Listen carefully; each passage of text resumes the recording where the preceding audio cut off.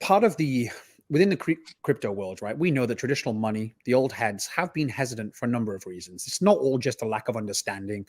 The hesitancy is derived from a number of different areas, really, because it's pulling economic energy from what they know and what they do best. Centralized, ethos has served the man, up to date, and so they're not exactly excited to pull away from that. But when the writing is on the wall, I think it's inevitable that these creative fund managers are going to have to, and are starting to now, create much more creative ways of capitalizing on that decentralization. And so I will say this, when we start seeing the floodgates open, a lot of this traditional money following suit, starting to, not just tokenize their traditional vehicles like, BlackRock has. I'm speaking to people now who are talking about, setting up new asset classes revolving around node operations, revolving around, delegating capital in different creative ways. And so I think that the first stop, when those floodgates open, the first stop is definitely going to be Ethereum, right? We all know that there are certain hedge funds out there that have been buying up Bitcoin. I think we're moving away from that, certainly as the flippening happens, or, is expected to happen. Ethereum is, especially with Shanghai around the corner, it's looking pretty tasty now. Just the fact that it's got a lot of tenure in the market. It's got a lot of interaction and engagement on the chains, most interaction engagement throughout crypto, right? And so the first port of call is definitely going to be Ethereum. And so as we start seeing a lot of these vehicles, these new asset classes, and we don't really know what all of these asset classes are going to be yet.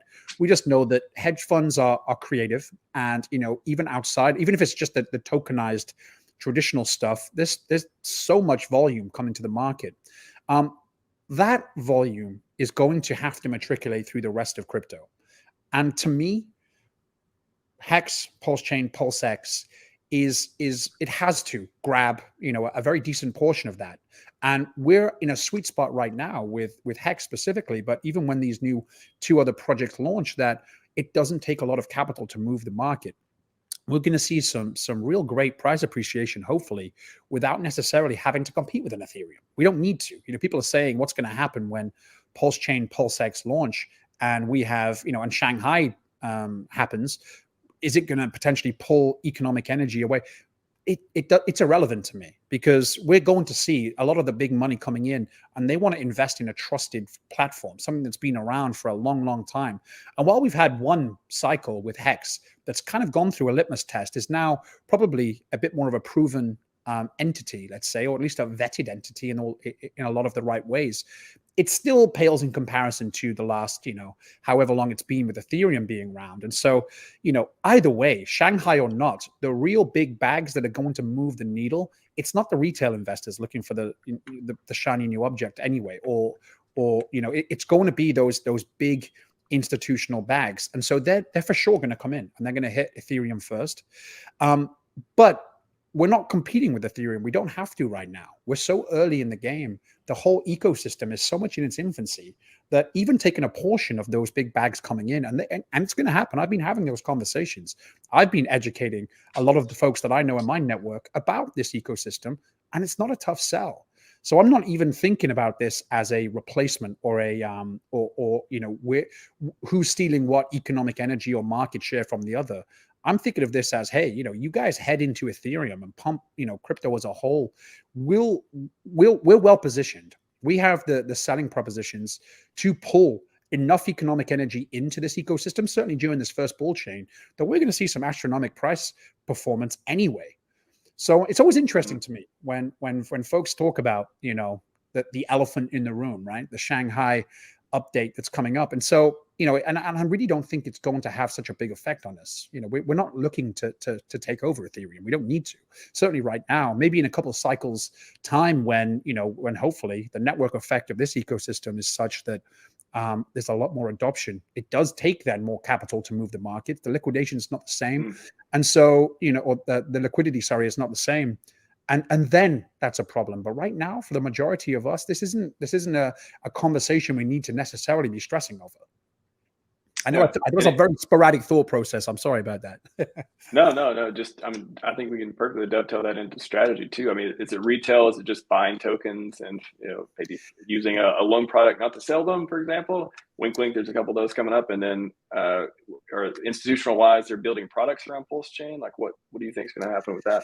It's tough to make that to call, because the folks I've been speaking to, and albeit this is a very small sample set of a much larger, financial arena.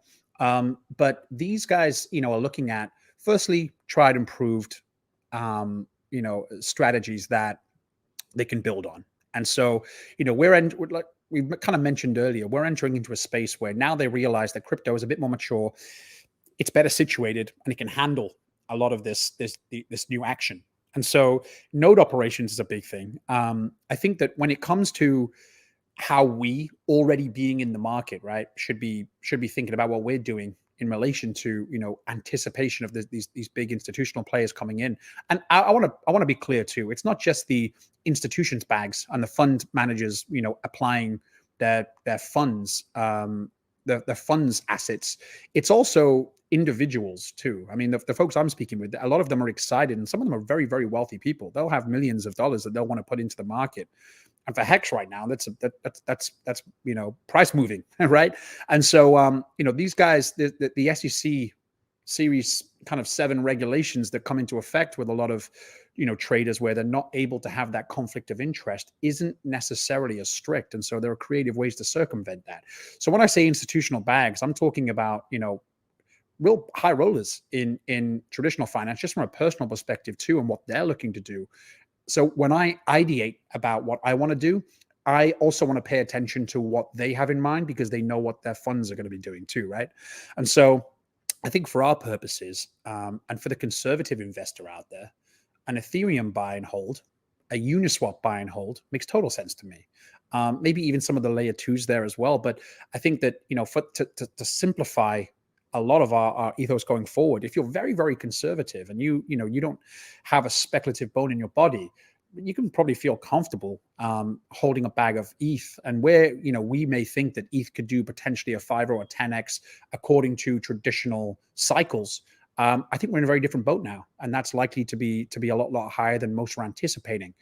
But if you're in this ecosystem, which a lot of folks are, I think this is the chance of a lifetime. And so again, to simplify, and this is, I can't stress this enough, I am going to be following a very risk averse, let's say, in my own mind, strategy. And I think this really comes down to continuing to DCA into HEX and hold, because I think that with the way liquidity is set up on HEX, we have a very, very good chance of seeing some parabolic price movement.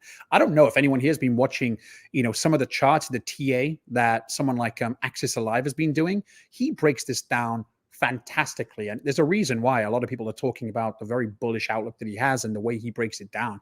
He makes it very, very digestible. And I've been working with analysts for years, and I will tell you that this guy is one of the best I've seen. And so, if you take into mind, a lot of the information that he's been giving, it's not going to take a lot of capital, a lot of volume to really push the price of HEX. And so just by buying right now and holding and waiting, even up until mainnet launch, past testnet, through a lot of these catalysts that we've seen kind of being announced, and as they start coming to fruition, at the very minimum, I think we're going to hit an all-time high, or we're going to kind of approach close to a previous all-time high.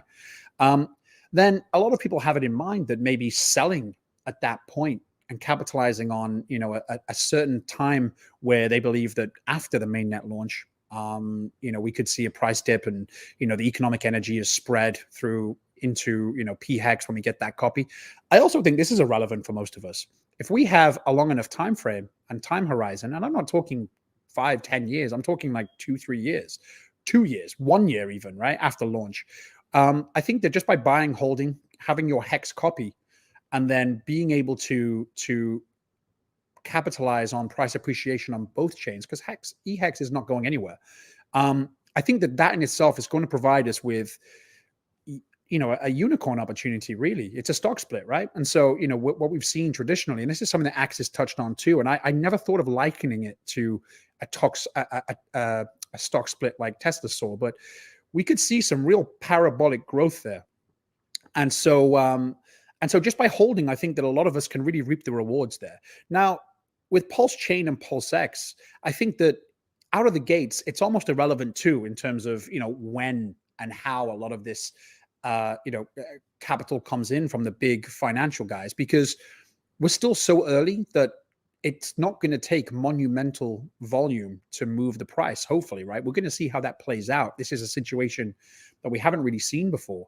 But I think, relatively speaking, if we come out of the gates, even at certain multiples of what that sacrifice price was, in hindsight, that's going to look like a very tasty, price point to get in at. And so, whether you want to take some of your HEX gains, and I certainly wouldn't suggest selling your whole bag. I think just a percentage of that and put it into, both these new shiny, toys on the market, then I think you can't really go wrong in doing that. You also can't really go wrong in keeping HEX right now. I think we're in a luxury situation where prices and liquidity and all of these beautiful macro events that are going to culminate in a very active and volume-filled crypto world, they're all in a place right now where we're still very, very early. So stressing about some of these avenues, it's a good situation to be in. We have 2 or 3 strategies ahead of us that I don't think anyone can really call on what the best one is, but I think it's not untoward to say that they'll all amount to good things, right?